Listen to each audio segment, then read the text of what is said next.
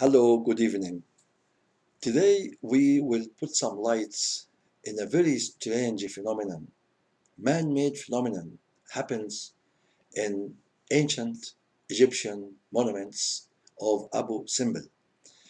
Uh, when we try to find a solution and answer the questions about this kind of phenomenon, we faced hard sciences and theories can't make it clear until now how those people 13th century before Jesus Christ created this kind of phenomenon. Ramses II was a very powerful king. He's a grandson of the Ramses I, and lately we will put some information about his grandson Ramses I.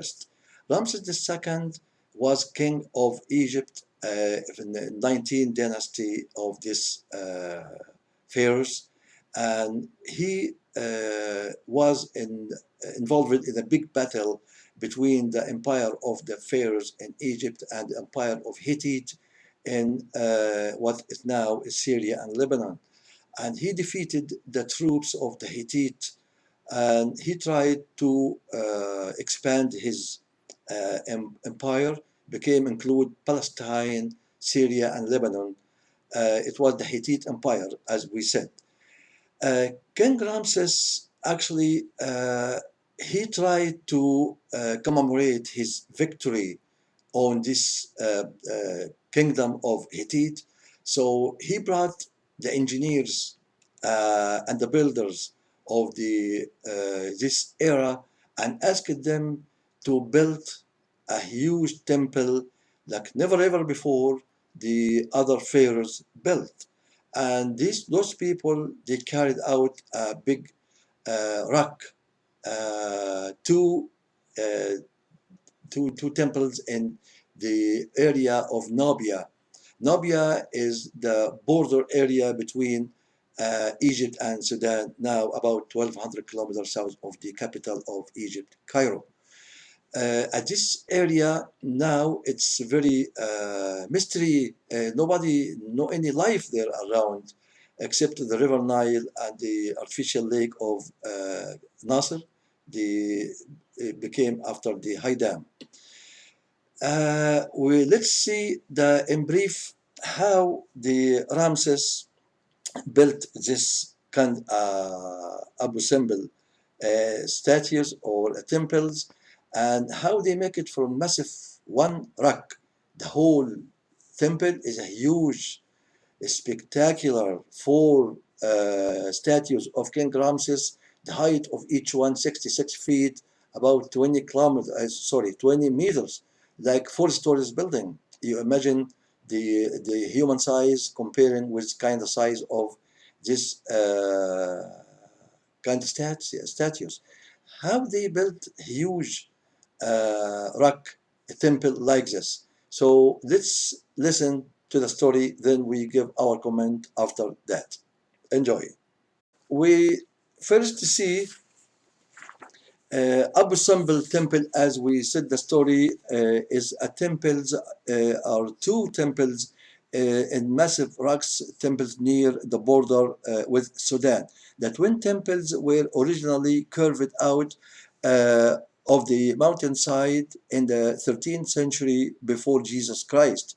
During the 19th dynasty reign of the Pharaoh Ramses II, they curved as the lasting monument of the king and his queen Nefertari, commemorate at the Battle of Kadesh. Kadesh is a town close to Damascus, the capital of Syria right now. It was the area which this battle happened. The huge external rock relief figures have become iconic. During his reign, Ramses II embarked on an extensive building program throughout Egypt. Nubia was very important to Egypt because it was the source of gold and many other trade goods. Construction of the temple complex started in 1264 before Jesus Christ and lasted until 1244, about 20 years. The four colossal really very huge statues of Ramses in front of the main temple, spectacular example of the ancient Egyptians art. The 66 foot, 20 meters seated figures of Ramses are set against the recessed face of the cliff, two in either side of the entrance to the main temple. Curved around their feet are small figures of representing Ramses' children, his queens Nefertari and his mother, Queen T. The temple itself dedicated to the sun gods. Amun Ra consisted, he's the god of sun. This area construction consisted of three consecutive holes into the cliff. The walls decorated with more small statues of the king with painted scenes of his purported or could be really victory at the Battle of Kadesh. On 2 days, just 2 days of the year, February 22nd and October 22nd, with the first rays of the morning sun penetrate the whole length of the temple and illuminate the shrine of the innermost. As we heard, this is a brief story about this kind of miraculously weird and strange, mysterious incident.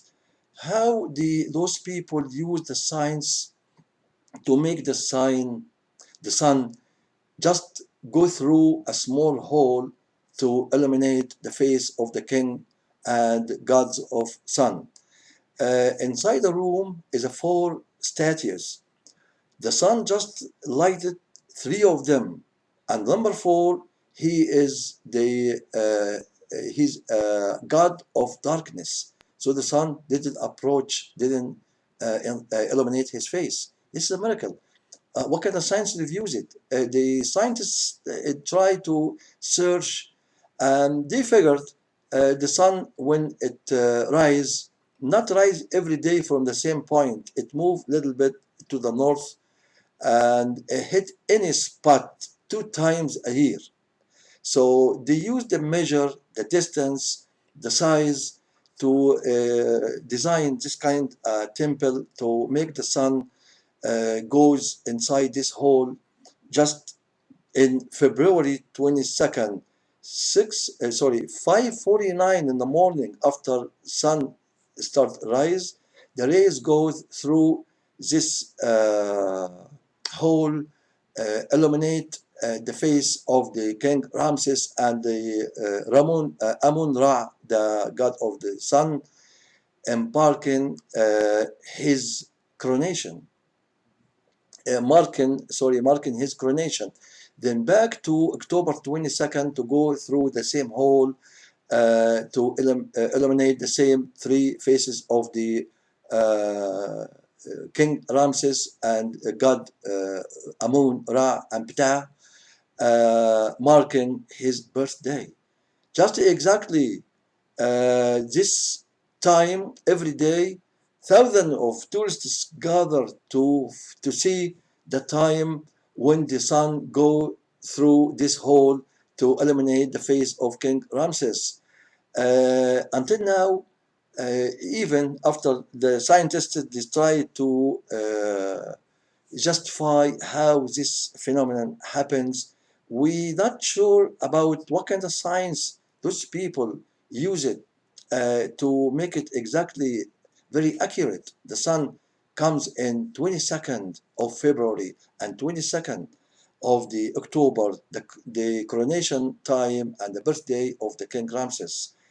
In fact, everything, the monuments, the fairs they lifted, it has a big question how they did that. Some theorists say aliens they came to help them, but we don't agree. Science said no. They use kind of technology. If we see the pyramids is always people asking how they built the pyramids, a huge structure. The one block of the pyramids is from 3 to 5 tons without any kind of mechanical or hydraulic cranes. how they elevate this kind of blocks 100 meters above to put the clays. Actually, the biggest pyramids 165 meters height. So I read, and finally the scientists they found out this rocks of the pyramids is artificial rocks. It's not a real rocks because they found a very tiny bubbles of air inside. So they found the theory that the people of the ancient Egyptians, they make a clay or mud mixed with water and some chemicals, still secret until today, and set fire on it. When they kindle the fire and after the burn and cool down, it becomes solid more than the real rocks. And this matching what it came in the Old Testament and the Quran is a verses say the pharaohs the first. Some people say he's the pharaoh. He was a challenge Moses, the prince of Egypt, and his community. And it was a big debate between the pharaohs, Ramses the first, grandfather of the Abu Simbel builder, Ramses the second. And Ramses the first, he considered himself God. And Moses said, God greater than to be a human. So when a big battles happen between pharaohs and the Moses community, pharaohs gave up and he asked his assistant Haman to told him to ignite or kindle the mud in set in fire to build a big structure for me to climb to see the Moses God. So this is a mark of the Old Testament and the Quran prove that those people make artificial rocks.